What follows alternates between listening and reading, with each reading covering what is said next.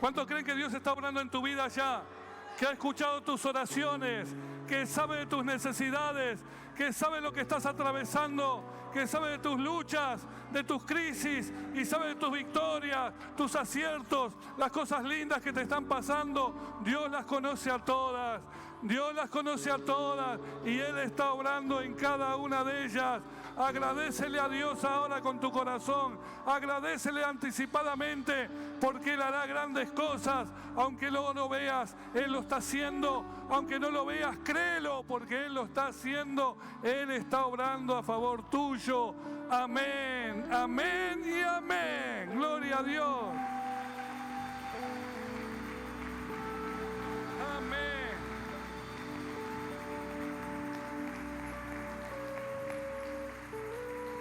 Gracias, Señor. Tomen sus lugares, hermanos.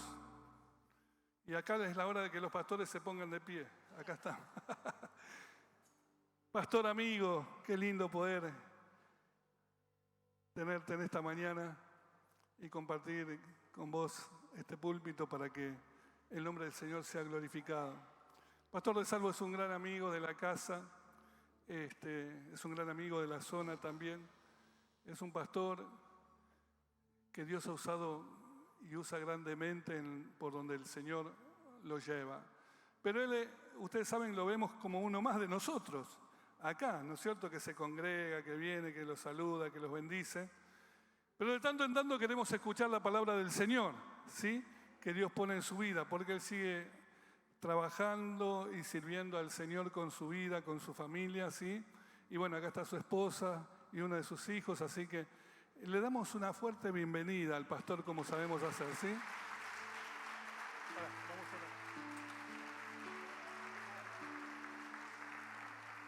Y ahora, Señor, queremos agradecerte por la palabra que vamos a recibir, porque tu palabra es nuestro alimento, tu palabra alimenta nuestra fe, tu palabra nos hace libres, tu palabra prospera nuestros caminos, tu palabra es para creerla, honrarla y obedecerla, Señor.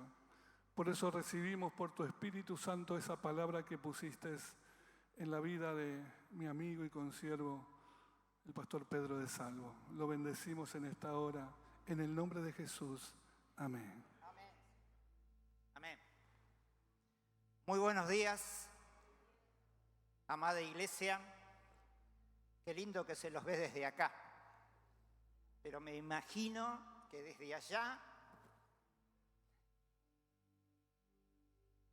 se ve otra cosa, pero no importa.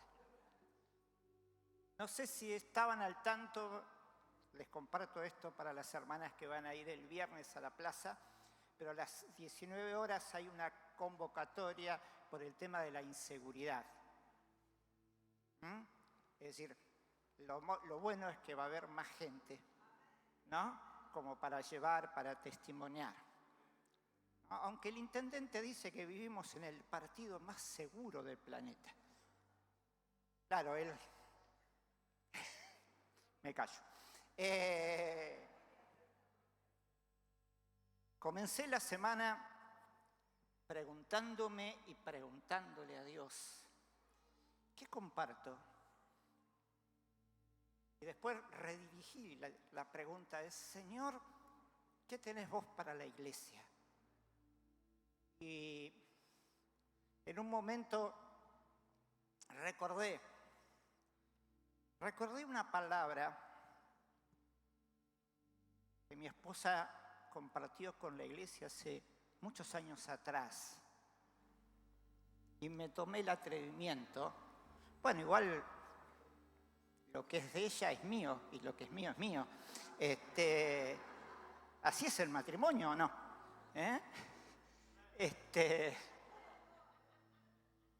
Yo no sé si te conviene a vos hablar mucho. Mirá que esto está grabado.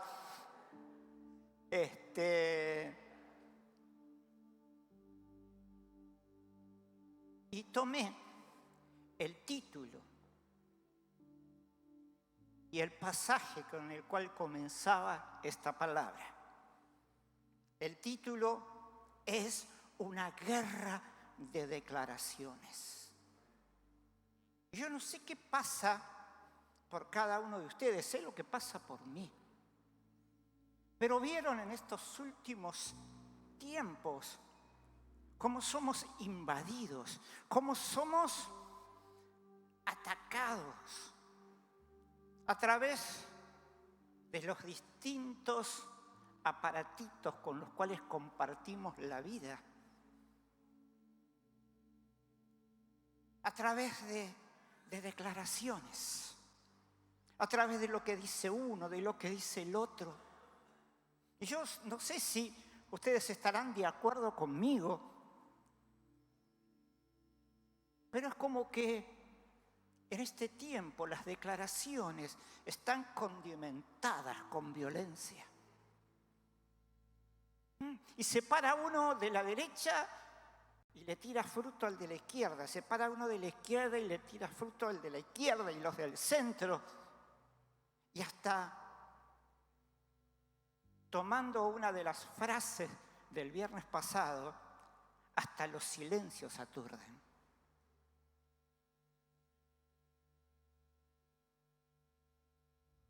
Hay una guerra. Hay una guerra planteada para destruir.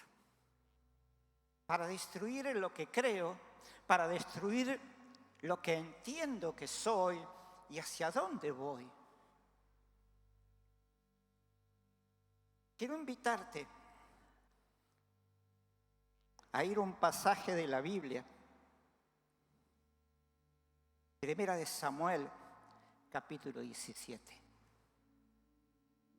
El escenario ya te habrá venido a la memoria, ¿verdad? Un escenario en el cual en este momento, en este tiempo, también hay una guerra. Hay un conflicto.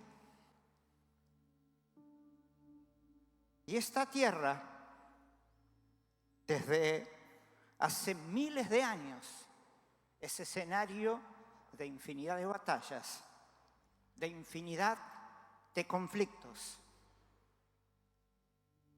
Y alineándome un poco con lo que compartía el pastor Jorge al principio, estar expectantes,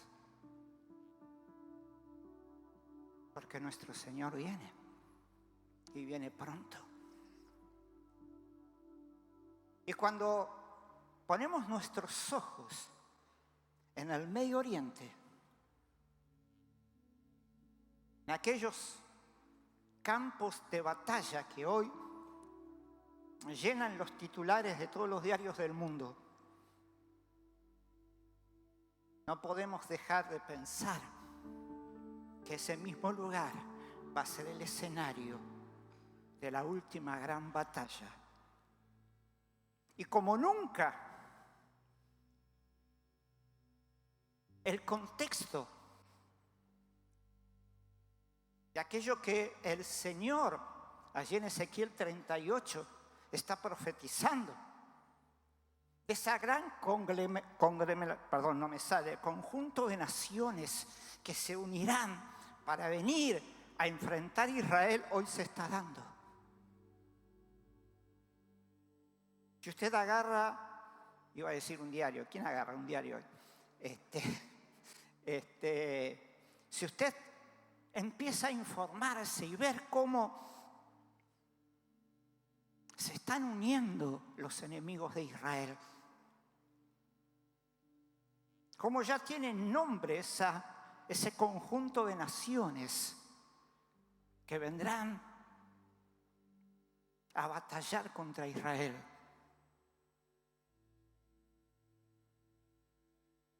Qué tremendo, ¿verdad? Porque si hubiera conocimiento de la palabra de Dios en estas naciones, y especialmente en los gobernantes de estas naciones, ni se atreverían. Porque nadie puede destruir a Israel. Y aunque Israel en este momento se ha puesto al hombro una venganza sangrienta, y que es difícil de entender. Pero también responde a los planes de Dios para que el odio crezca de tal manera hacia Israel que todas estas naciones se levantarán. Está atento, querido, está atento, querida, porque las señales se están dando para que nuestro Señor venga a vencer y seguir siendo vencedor, a buscar a su iglesia, a traer paz. Pero esa paz vendrá con una espada. Primera de Samuel, capítulo 17. 2 ejércitos enfrentados.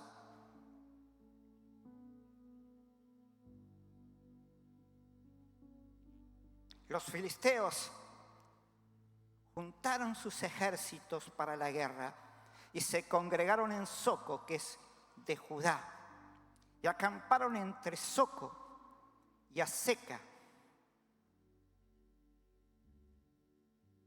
Y también Saúl y los hombres de Israel se juntaron y acamparon en el valle de Ela y se pusieron en orden de batalla contra los filisteos. Te invito por unos segundos a meternos un poquito en el contexto de este momento. Israel era una joven nación. Tenía apenas algunos cientos de años de que había llegado, ¿verdad?, a la tierra prometida. Había pasado el tema y el tiempo de la conquista con con Josué. Habían pasado esos años en los cuales Israel había conquistado esa tierra que Dios le había prometido, pero la tenían que conquistar. Habían pasado el tiempo de los jueces, donde Israel seguía siendo un conjunto de tribus, en donde Dios levantaba a los jueces. Y estamos allí en el final de aquella época de los jueces, donde se levantó el último de los jueces y el primero de los profetas, Samuel. Samuel, que tuvo el tremendo desafío y privilegio de ungir a los 2 primeros reyes de Israel. Y como tarea para el hogar, ya que ya empezaron las clases, te dejo para que investigues en la Biblia 2 cosas. Ya que los 2 fueron ungidos, los 2 eran pastores, los 2 fueron ungidos con aceite, pero el contenedor del aceite con el cual fue ungido Saúl no es el mismo que el contenedor del aceite con el cual fue ungido David. Samuel ungió a Saúl, que era pastor, pero no pastoreaba ni de la misma manera ni los mismos animales que pastoreaba David. Tarea para el hogar. Esta tarde va a estar fresquito, y después de dormir la siesta se prepara el mate. Pero en ese contexto, en un contexto donde Israel todavía seguía enfrentando a los enemigos. Y esto era consecuencia porque aquel primer rey de Israel era un rey desobediente. Porque Dios le había dado la orden de eliminar los pueblos, cosa que él no hizo. Cosa que él prefirió escuchar la voz de su corazón y la voz del pueblo. Democracia significa la voz del pueblo, pero no siempre la voz del pueblo es la más aceptada. Porque la voz del pueblo fue la que clamó delante de Samuel y decían y gritaban: queremos ser como los otros pueblos. No habían entendido nada.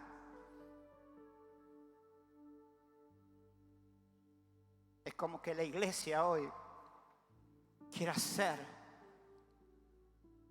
como allá afuera son las personas.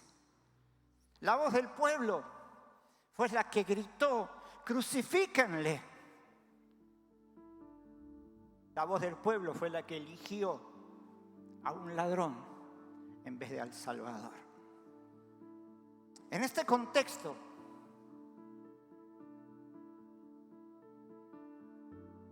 donde ya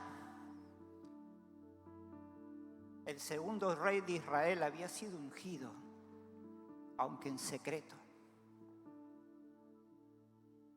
es que los filisteos vienen a presentar batalla contra Israel. No voy a leer todo el pasaje, también te lo dejo como tarea. Pero dice la palabra de Dios que allí se presentó el ejército de los filisteos y pequeños detalles. El lugar donde acampó el ejército de los filisteos en Soco es el Valle de las Espinas. Y el lugar donde acampó el ejército de Israel, ¿te acordás cómo se llamaba? Ela, el Valle del Roble. Qué diferencia, ¿verdad?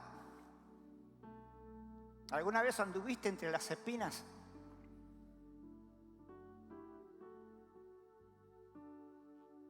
Hace algún tiempo me acordaba de nuestro trabajo misionero en Santiago del Estero, donde una vieja camioneta que yo tenía quedaba marcada con las espinas de vinal. Así.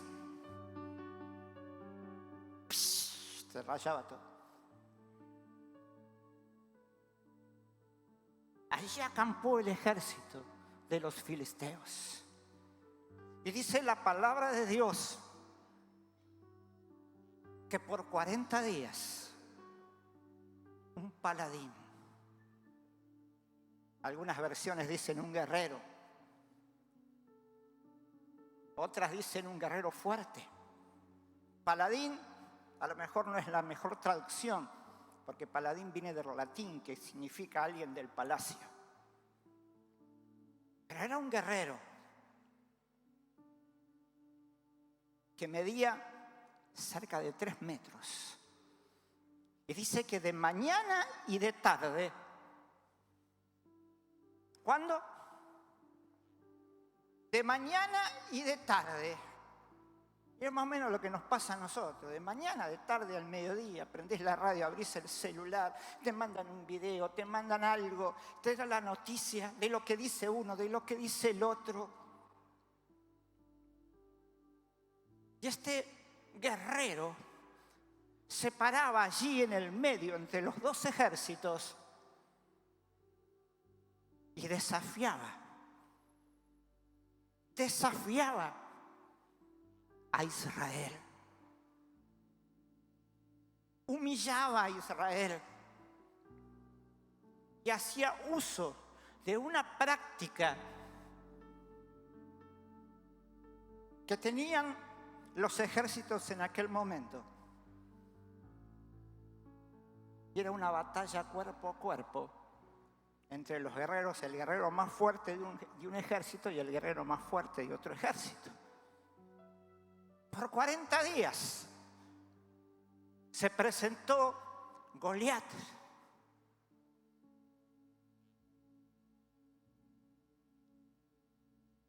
¿Sabéis lo que significa la palabra Goliat o el nombre Goliat? Significa exilio. Es aquel que te quiere sacar, que te quiere desviar del propósito. Goliat.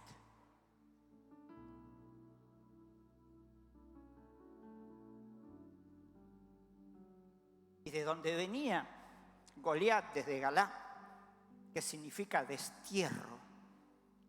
Entonces imagínate lo que pasaba por la mente y el corazón de este hombre.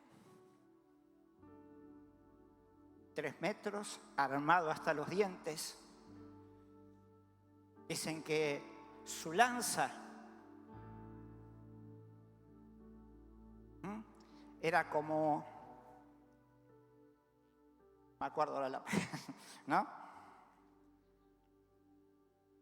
Y se paró y dio voces a los escuadrones de Israel diciendo: ¿para qué os habéis puesto en orden de batalla? Yo no soy un filisteo y vosotros, los siervos de Saúl, escoged entre vosotros un hombre que venga contra mí. Y añadió el filisteo: hoy yo he desafiado el campamento de Israel. Dame un hombre que pelee conmigo. Pero en el campamento de Israel no hubo nadie que se animó por 40 días a responder este desafío. Alguno podría pensar, pero el que tenía que haber respondido era Saúl.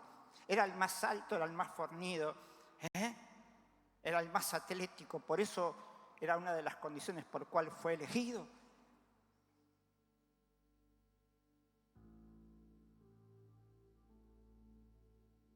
Pero Saúl es el tipo de líder político que se esconde detrás de sus palabras. Cualquier semejanza con la triste historia política de nuestra Argentina es pura casualidad. Y sigue diciendo la palabra: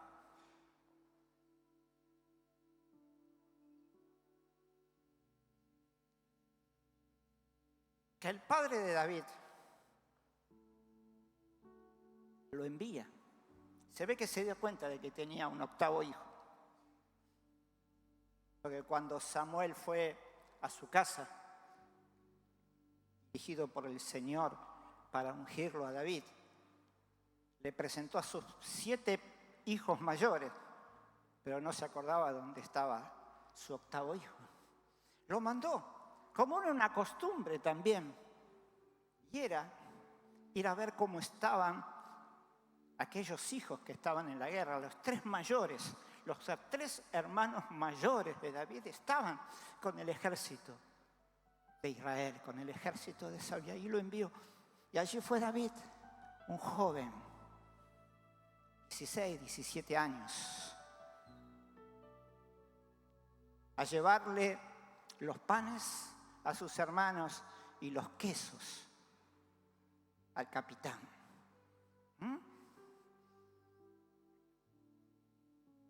Y allí David se entera de lo que estaba pasando, porque allí escucha, cuando él está llegando, escucha que este paladín se para nuevamente para desafiar.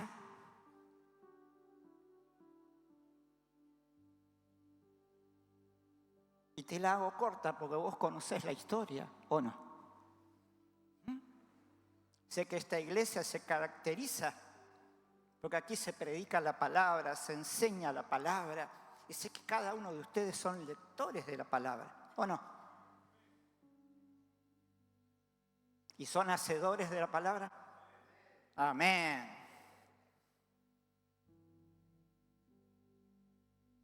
Y dice que cuando escucha esto David, corre delante del rey para decirle: yo voy a enfrentar, yo voy a responder a este desafío que humilla a Israel y humilla al Dios de Israel.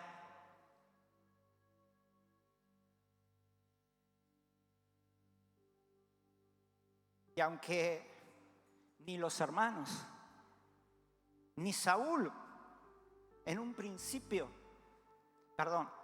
ni Saúl en un principio creyeron que este joven podía contra este paladín. Aceptaron porque no había otra, porque ninguno de los otros Ni Saúl, el rey, experimentado soldado, ni los otros que ya habían participado en otras batallas se le animaron. Y después del hecho, recordás de que Saúl le quiso poner su armadura y David dice, pero esto no es mío. Yo no me puedo poner la armadura de otro, yo tengo la mía. No se ve, pero tengo la mía. Después el apóstol Pablo, algunos siglos después, habló de la armadura del guerrero cristiano. Y dice que David, ¿qué fue lo que hizo? Cuando estaba allí el paladín desafiando a Israel, corrió y tomó 5 piedras lisas.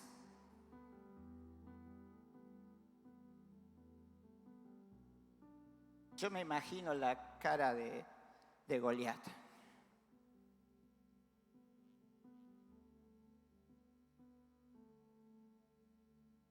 Cuando miraba a este joven,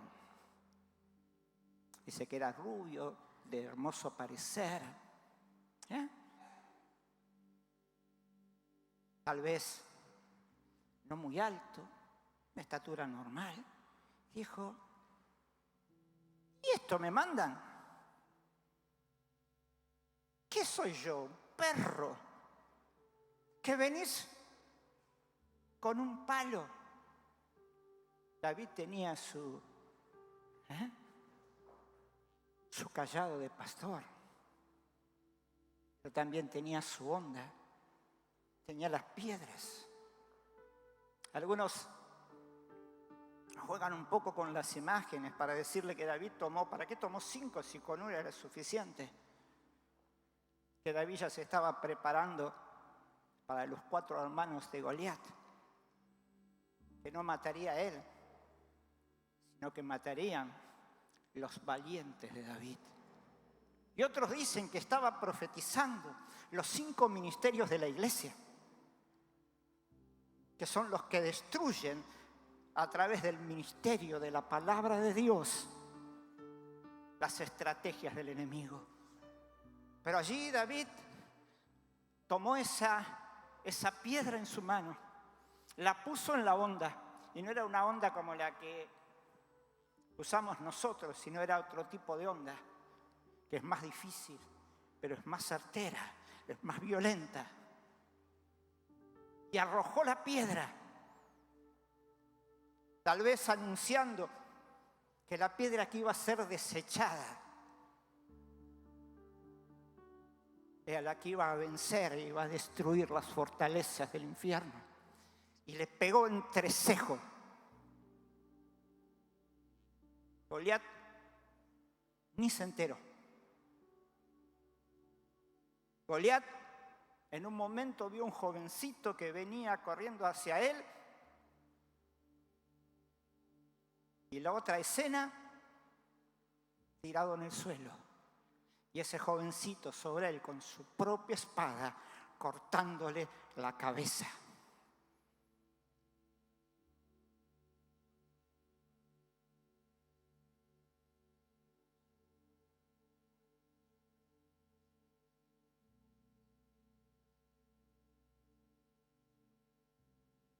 Tal vez todas estas experiencias lo llevaron un día a David a escribir: el Señor es mi roca, es mi fortaleza, es mi libertador, es mi Dios, el peñasco en que mi refugio, es mi escudo, el poder que me salva, es mi alto escondite, es mi escudo. Él no llevó ningún elemento de protección, nada más que su certeza de que Dios lo había puesto en ese lugar, para esa hora, para ese momento, para ese instante, y para vengar la humillación que había sobre Israel.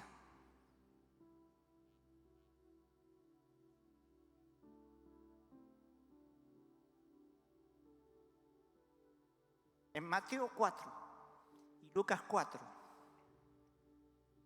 tanto Mateo como Lucas nos cuentan aquel momento cuando el postrer David,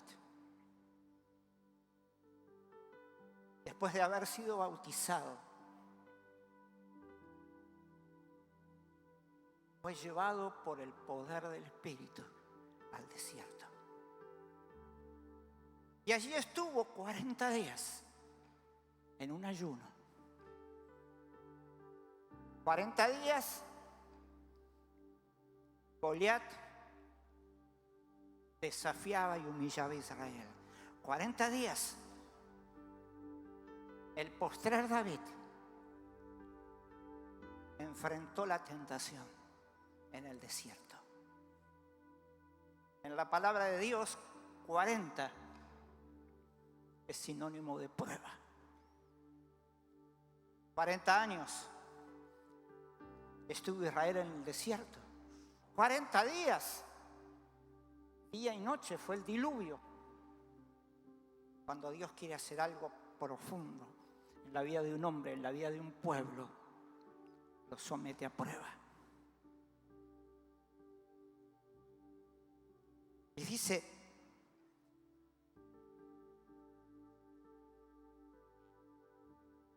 allí en Lucas 4, me gusta más el pasaje de Lucas. Espérame un segundito.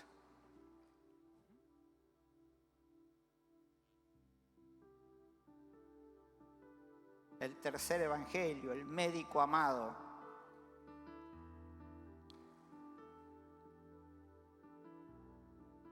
Y Jesús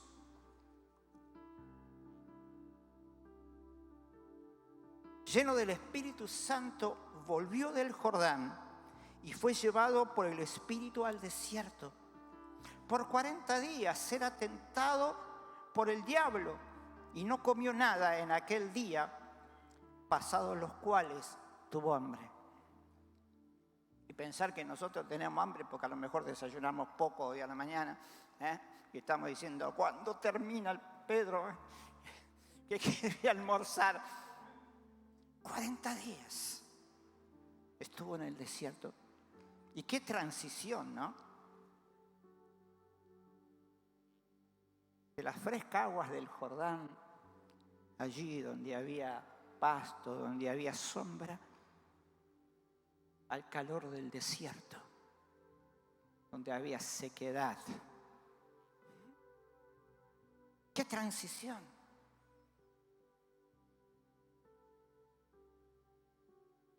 Pero así es como se forjan los caracteres, cómo se forja el espíritu del hombre. No en los mejores lugares, sino donde tu estilo de vida puede ser probado hasta lo último. Dice que tuvo hambre. Y cuando vino la necesidad, apareció el tentador. Y en este momento, Jesús nos da la clave para enfrentar toda tentación, toda batalla, toda lucha. Porque el diablo lo primero que le dice, pícaro, ¿tienes hambre? ¿Sos el Hijo de Dios? ¿Por qué no le decís a las piedras que están aquí que se conviertan en pan?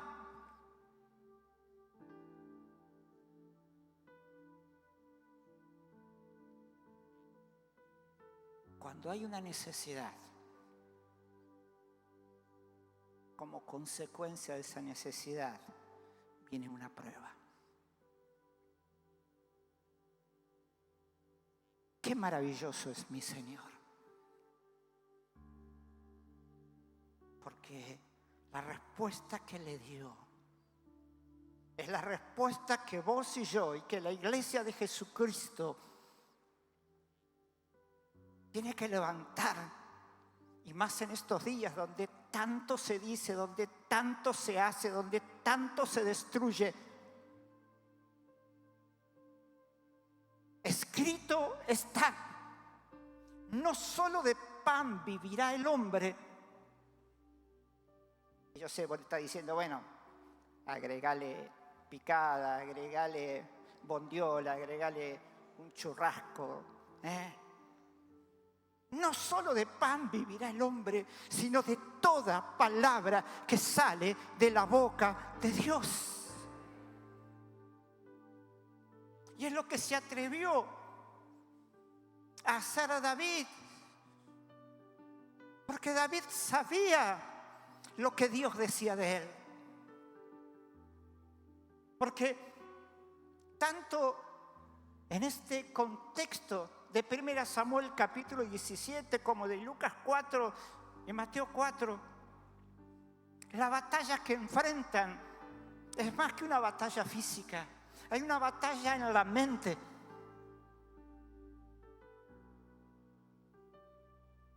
Porque aunque en este marzo del 2024 el mundo enfrenta infinidad de conflictos, la guerra más importante nos está llevando en las fértiles tierras de Ucrania. Nos está llevando allí en Israel o en la Franja de Gaza, o en las más de 50 conflictos armados que hoy hay en este planeta. La gran batalla está en la mente de los hombres y mujeres, y especialmente en la mente de la iglesia, porque el enemigo sigue arrojándonos sus dardos de mentira, de engaño. Como le dijo a Eva, ¿cómo que Dios ha dicho? Como intentó hacer con Jesús.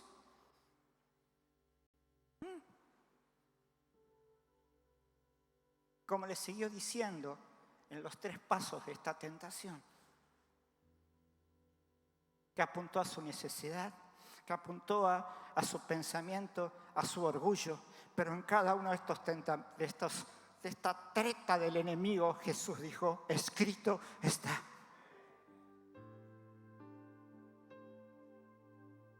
Y hoy más que nunca, la iglesia de Jesucristo puede tener la certeza y la seguridad que la historia del hombre, desde su comienzo al fin, están aquí. Están en estos 66 libros que a través de 40 autores humanos, que a través de 1500 años, en distintos continentes, en distintas culturas, el Espíritu Santo fue tejiendo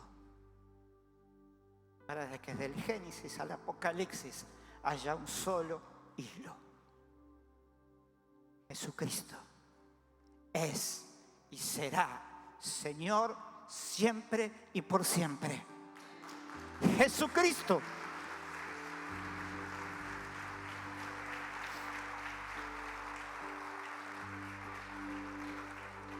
Y para avanzar tengo una pequeña parte más. Te invito a ir al libro de Hebreos.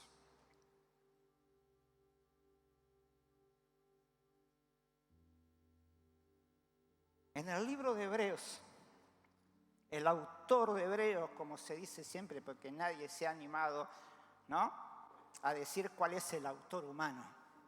Hay infinidad de posturas, pero no importa, no es el tema de hoy. Pero el autor de Hebreos, ¿sabes quién fue? ¿Sabes quién es? El Espíritu Santo. En Hebreos 4.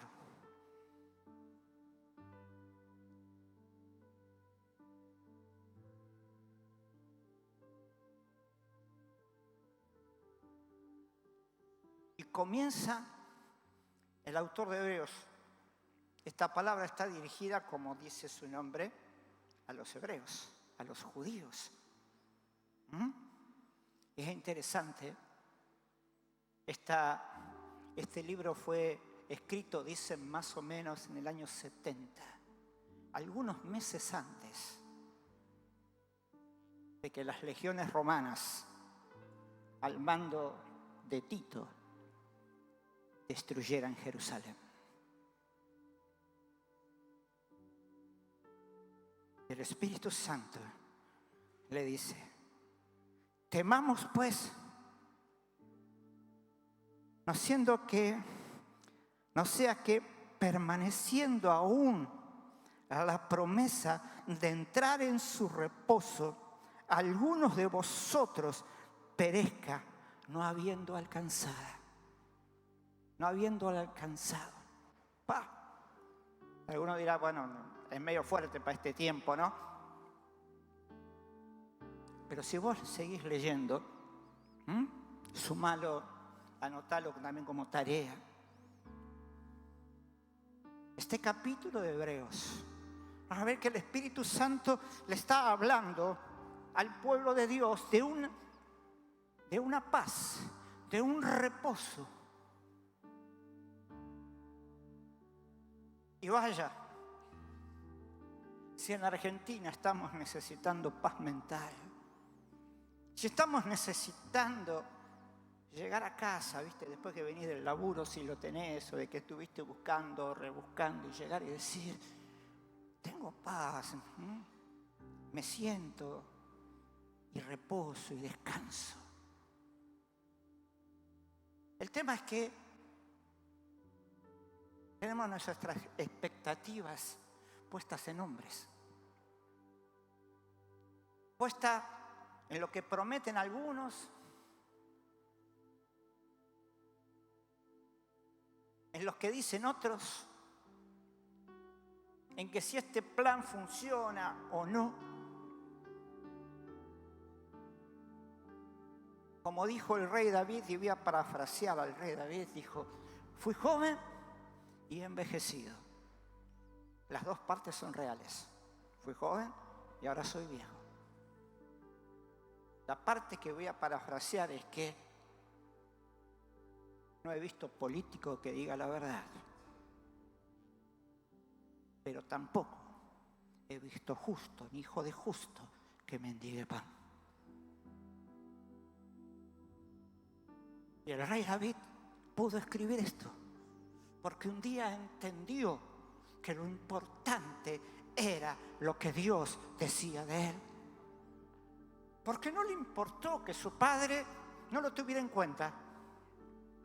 Ah, sí, está cuidando allá no sé dónde las ovejas. No le importó que sus hermanos le hicieran bullying. No le importó lo que había pasado con su madre, aunque él testimonió que en pecado lo había concebido su madre. A lo que le importó, en que en esas noches, mientras cuidaba las ovejas, él tenía una relación directa con la palabra de Dios, con el Verbo que se hizo carne y habitó entre nosotros. Versículo 12.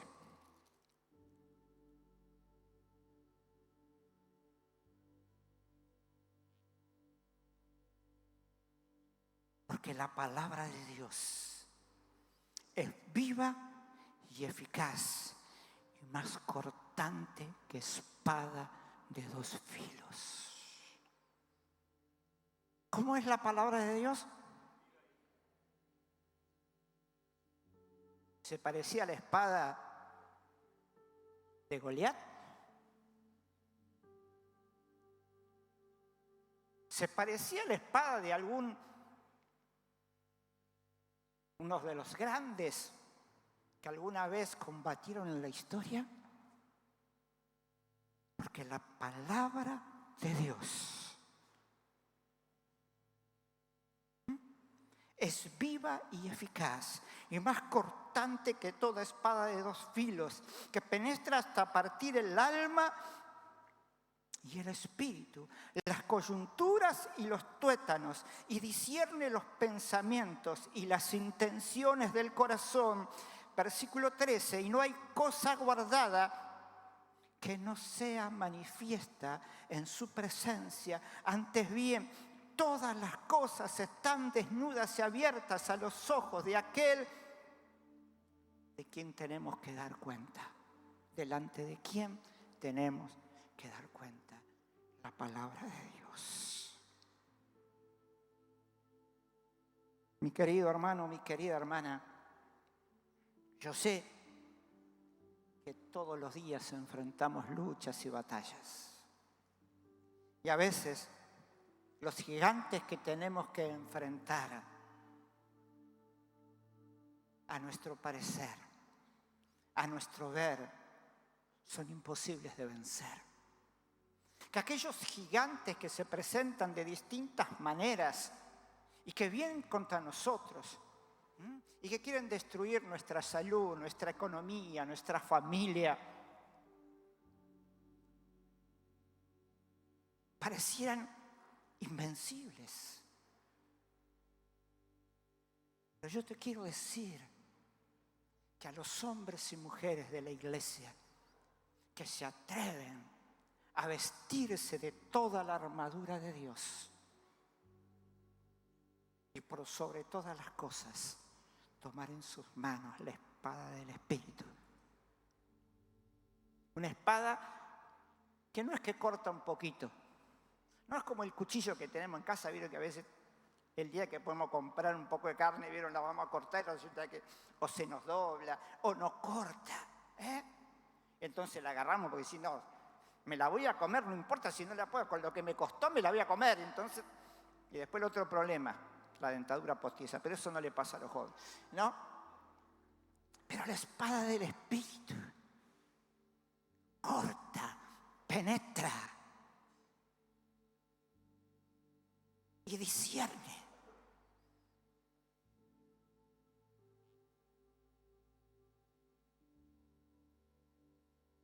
Un segundito.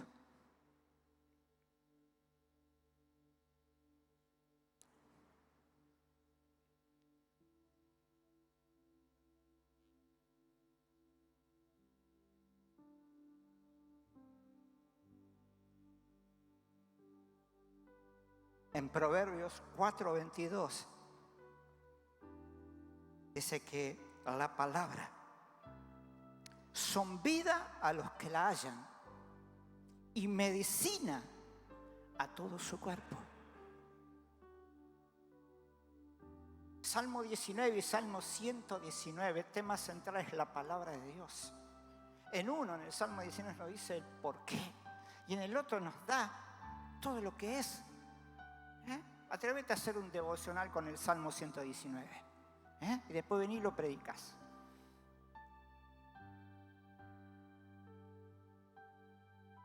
Pero lo sorprendente es que la palabra de Dios es la única que puede llegar a lo más profundo del ser humano. No hay disciplina humana que pueda llegar hasta lo medular del ser humano y producir cambio. Dice que la palabra de Dios parte el alma del espíritu. Muchas personas pasan su vida tratando de entender, y van a psicólogos. Está bien el que crea que lo tienen que hacer, está bien. Pero ninguna disciplina, ninguna ciencia humana puede pasar la barrera del alma. El alma, allá donde están tus emociones, tus pensamientos. Ninguna disciplina, ninguna ciencia humana puede producir el cambio que un hombre o una mujer de este tiempo necesita. Partir el alma del espíritu. Definir a un hombre, a una mujer, que hasta que se enfrenta con la palabra de Dios ha tenido una vida almática. ¿Qué es una vida almática? Una vida regida por el alma, por el sentimiento, por las emociones, por los pensamientos. Pero cuando permite que el poder de la palabra de Dios entre a su vida, ministre su vida, la palabra de Dios puede llegar hasta lo profundo del ser humano y conectar el espíritu del hombre con el Espíritu Santo. Y así se produce el más maravilloso de los milagros. Tengo comunión íntima con el Espíritu Santo, comunión íntima con aquel que dio su vida por mí, que venció. Pero este pasaje dice que aún la palabra de Dios puede llegar hasta aquello que produce vida en mí. Llega hasta la médula. La ciencia hoy ha avanzado mucho. Pero hace 2000 años atrás, el autor de Hebreos, el Espíritu Santo, me dice que la palabra de Dios puede traer salud y sanidad a mi cuerpo. Que puede entrar allí donde se producen los glóbulos blancos, donde se producen los glóbulos rojos, donde se producen las plaquetas. Puede llegar allí y hasta tocar y cambiar el ADN de las células madres para traer sanidad. El poder de la palabra de Dios es lo que ha diferenciado a la iglesia del resto del mundo. Israel era llamado el pueblo del libro. Qué bueno que en este tiempo se levante un nuevo pueblo que se atreva a ser identificado la palabra de Dios. El libro más combatido de la historia. El primero en ser imprimido, pero el primero en ser quemado. Cientos de años tratando de destruir este libro. Y es el que más se imprime. Cientos de años tratando de destruir al pueblo del libro. Todavía está luchando por su identidad. Miles de años de una batalla que el enemigo le ha planteado al ser humano, que hoy es más cruenta que nunca. ¿Y saben por qué? Porque Él sabe, porque Él entiende, porque Él ya lo vio, que su derrota está cerca. Porque cuando mi Señor venga, Él va a ser destruido y arrojado al lago de fuego con todos los que le siguen. Porque Él vendrá. Y lo más maravilloso de que cuando Él venga, vos y yo ya vamos a estar con Él, por lo menos en mi pensamiento. Porque lo primero que va a pasar, y esto está atento, en un cerrar de abrir de ojos, al sonar trompetas, la iglesia de Jesucristo va a ser llevada al cielo para volver con Él, para vencer y vencer con Él. Entonces, mi hermano, si querés paz, si querés descanso, si querés sentirte con esperanza, no confíes en los hombres. Por más que el presidente haya posteado un pasaje del Antiguo Testamento, de esos 33, donde él le ordena a Moisés que se alice 2 tablas de la ley para volver a escribir la ley.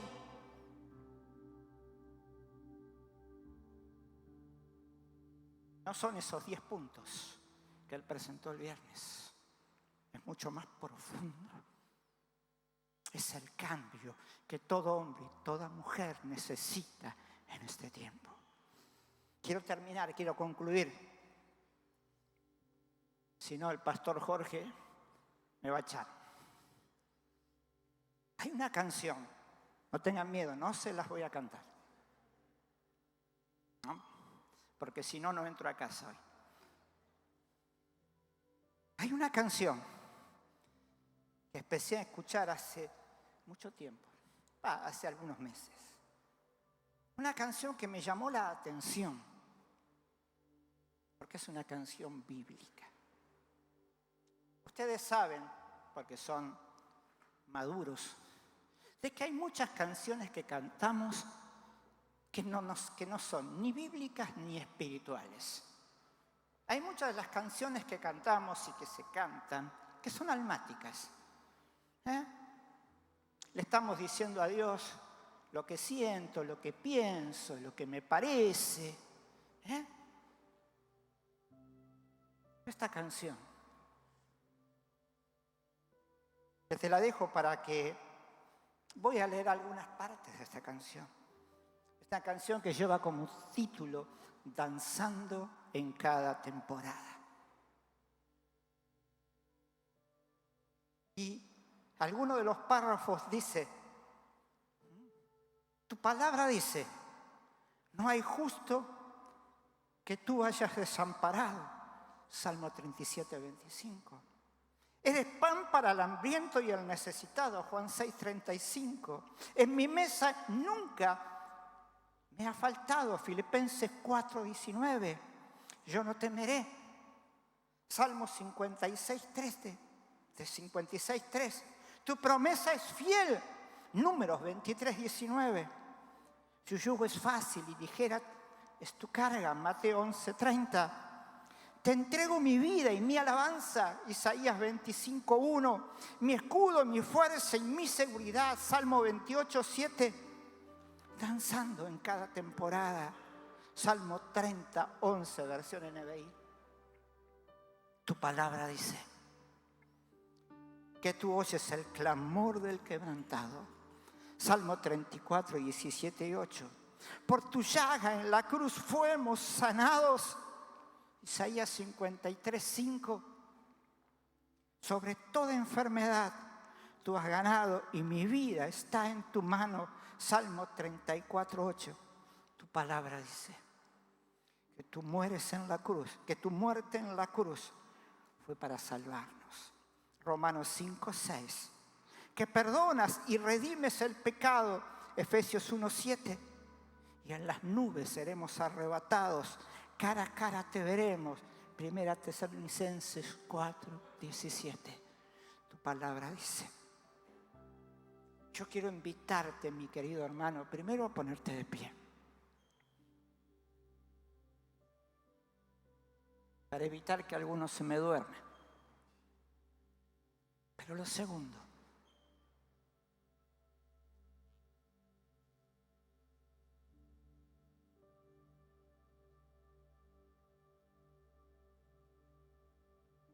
Yo sé que a muchos de nosotros hoy nos cuesta tomar el libro físico, porque hoy tenemos tantos medios para que la palabra de Dios, poder llevar la palabra de Dios, un celular, una tablet. Pero este libro nos identifica con lo que somos y creemos. Me acuerdo cuando era joven, cuando era un adolescente, en el barrio nos cargaban cuando íbamos a la iglesia así. Y nos decían, ahí van los que llevan el desodorante evangélico. Pero en algún momento eso que se burlaban de nosotros, habrán dicho, ¿por qué yo no usé ese desodorante?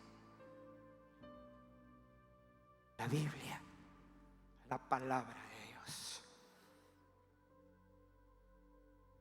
Me tomo de una expresión de un pastor que un día dijo, esta es mi Biblia, la palabra de Dios.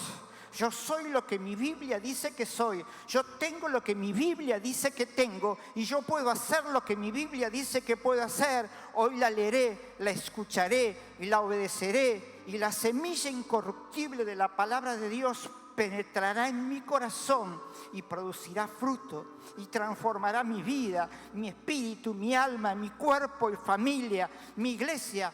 mi ciudad, nunca más seré el mismo. Si permitís que la espada del Espíritu Santo, la palabra de Dios, penetre tu vida cada día, llegue hasta lo más profundo de tus temores, de tus sentimientos, de tus emociones, de tus decisiones, comenzarás a vivir la transformación que solamente un hombre o una mujer de Dios puede vivir. Frente a las decisiones, frente a las necesidades de la vida, lo que yo necesito es estar lleno de la palabra de Dios, para que el Espíritu de Dios pueda tomar esa palabra que ha sido sembrada en mi mente y en mi corazón y dirigirme. Cerra tus ojos. Oh Dios santo, bendito y poderoso. Quiero alabarte, quiero bendecirte, quiero glorificarte. Y en esta mañana yo quiero darte gracias por el privilegio que hemos tenido de abrir tu palabra, de meditar en ella. Y yo oro, Señor, y clamo, Señor, para que tú sigas obrando en la mente y el corazón de tu iglesia. Que aquello que ha sido de ti, aquello que ha venido de tu Espíritu Santo, tú lo sigas transformando y trabajando. Que aún en esta noche, mientras mis hermanos están descansando, durmiendo, tu Espíritu Santo les esté hablando, les esté ministrando, los inquiete. Y si hay cambios que deben ser producidos, que tú los produzcas y que ellos sean obedientes. Porque tu palabra dice tantas cosas acerca de mí. Dice tantas cosas acerca de mis hijos. Y cuando yo escucho tu palabra y entiendo los planes que tienes acerca de mí, que son planes de bien y no de mal, para darnos un futuro, para darnos un proyecto de vida, se va el temor, se va la duda, se va la desesperación, y soy lleno de tu presencia. Y no importa el mañana, porque lo que importa es que tú ya tienes planeadas todas las cosas para mi vida. Te alabamos, Señor, te bendecimos, te exaltamos, Señor. Y yo oro por tu iglesia, para que en este 2024 tu iglesia sea completamente lleno de tu Espíritu Santo. Tu iglesia sea la viva voz de tu palabra, que puedan salir, recorrer las calles, los hogares, anunciando que hay vida en Jesús, que hay esperanza en Jesús, que hay una eternidad en Jesús. Señor, bendice a tu iglesia, en el nombre poderoso de Jesús, Señor. Amén, amén y amén. Que Dios bendiga a su iglesia en el nombre de Jesús.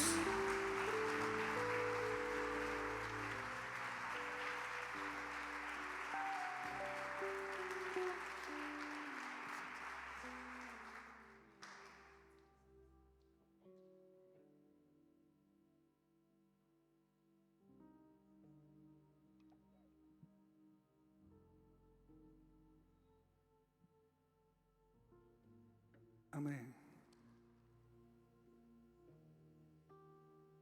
Vamos a participar de la cena del Señor, pensando que nuestro Señor Jesucristo, el Verbo hecho carne, la palabra viviente, nos enseñó a participar del pan y del vino para hacer memoria de Él, ¿sí? Cuando hablamos de la cena, por lo menos encontramos 3 direcciones. No voy a empezar a predicar, tranquilo. La primera es lo que Él hizo, recordar lo que Él hizo. La segunda es lo que Él hará cuando venga, celebramos hasta que Él venga. Pero la tercera es acerca del presente. Examínense cada vez que coman del pan y de la copa pensando en la manera de vivir que tenemos en el presente, en el aquí y en el ahora. Así que cuando vamos a participar, no solamente vamos a recordar y no solamente vamos a anunciar que Él viene, sino que vamos a mirar nuestra vida para darnos cuenta cómo estamos andando delante de Él. Solamente te leo un texto que está en Filipenses, en el capítulo 2. El apóstol Pablo, en medio de tantas luchas que tenía, quería tener un día de alegría. El apóstol Pablo, en medio de tantos tiempos de persecuciones, quería tener un día feliz. Y le escribe a los filipenses y les dice en el capítulo 2, por tanto, en la versión internacional, por tanto, si tienen algún estímulo en su unión con Cristo. ¿Hay alguien que tenga algún estímulo desde el día que se unió a Cristo? Claro que sí, ¿no? ¿Algún consuelo en su amor? ¿Hay alguno que ha tenido alguna vez algún consuelo cuando el amor de Cristo lo abrazó? ¿Algún compañerismo en el Espíritu? ¿Alguno se siente guiado, acompañado por el Espíritu Santo? ¿Algún afecto entrañable? ¿Siente un amor profundo por esto? Entonces esta palabra es para usted. Esta palabra es para mí. Esta palabra es para la iglesia. Llénenme de alegría, dice el verso 2. Teniendo un mismo parecer, un mismo amor, unidos en alma y pensamiento. Pablo era feliz si podía ver a la iglesia así. Pablo era feliz si podía encontrar un rebaño que tuviera una profunda unión con Cristo, un consuelo de amor. Aquellos que tenían un compañerismo con el Espíritu Santo, les dice, llénenme de alegría teniendo un mismo parecer, un mismo amor, unidos en alma y pensamiento, para servir a Dios. Y yo quiero decirte que después Pablo le dice, le dice en el versículo 5, la actitud de ustedes debe ser como la de Cristo Jesús. La manera de vivir, la manera de actuar, la manera de pensar, la manera de hacer, debe ser en la actitud que tuvo Cristo.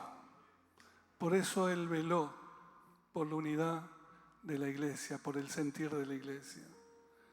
Y yo les invito a pensar en el presente y en nuestra manera de vivir, para que hagamos todos los esfuerzos, no por llenarlo de alegría al apóstol Pablo, porque el apóstol Pablo ya está disfrutando alegremente de la vida eterna, sino porque alegremos el corazón del Señor, para que nuestra manera de vivir en el presente tengamos un mismo parecer, un mismo amor, unidos en alma y pensamiento en Cristo Jesús a la hora de servir al Señor. Todo lo que está por afuera de eso, deséchelo. Si está enemistado con alguien, pida perdón, arrepiéntase. Si tiene problemas y ha decidido que las palabras de Dios se caigan de su vida, vuélvalas a tomar, porque ellas son vida para su vida. Si algo lo defraudó, suéltelo, porque hay 1000 cosas más que Dios va a hacer para motivarlo, para animarlo y para mostrarle su fidelidad. Pero sea de un mismo parecer, de un mismo sentir y de un mismo amor, como Cristo Jesús nos enseñó. La Cena del Señor nos permite hablar de muchas cosas, pero una de ellas es de nuestra manera de vivir. Cierra tus ojos si vas a participar. Y como dice la palabra, Señor, probamos nuestro corazón delante de tu presencia. examinamos nuestra actitud, miramos lo que estamos pensando, haciendo con nuestra vida, en nuestra familia, con la iglesia, con algún hermano, hermana, Señor. Y ahora al participar de la cena, queremos tener el sentir que tuviste vos, Señor Jesús. La actitud que tuviste vos, el amor, la unión, el pensamiento que tuviste vos, Señor, para vivir. Y queremos volvernos a ese sentir de Cristo Jesús, a esa actitud de Cristo Jesús, para poder alegrar y honrar tu corazón, Señor. Bendice ahora a todos los que van a participar de la cena del Señor. Bendícenos, Señor, y si hubiera algún error de nuestra vida, algún pecado, Señor, perdónanos ahora, Señor, porque lo queremos hacer dignamente delante de ti. Perdona, Señor, cualquier ofensa. Perdona cualquier situación que debiendo haberla resuelto, no la resolvimos conforme a tu sentir, oh Cristo Jesús. Y ayúdanos a vivir, como dice tu palabra, en un mismo parecer, en un mismo sentir, amándonos unos a los otros, como tú nos enseñaste, Señor. Gracias, Jesús. Compartimos esta cena en tu presencia, Señor. En tu nombre, Jesús. Amén y amén. Le voy a pedir a las hermanas que nos van a ayudar a pasar a distribuir la cena, que se acerquen ahora, en este momento.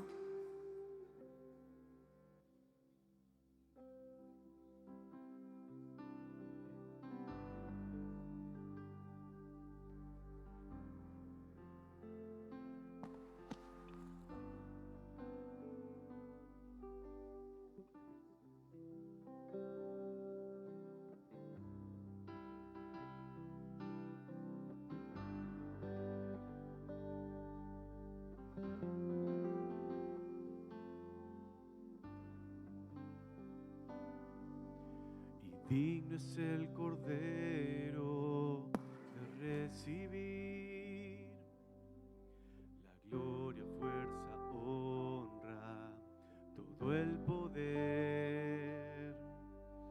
Y digno es el Cordero de recibir la gloria, fuerza, honra, todo el poder.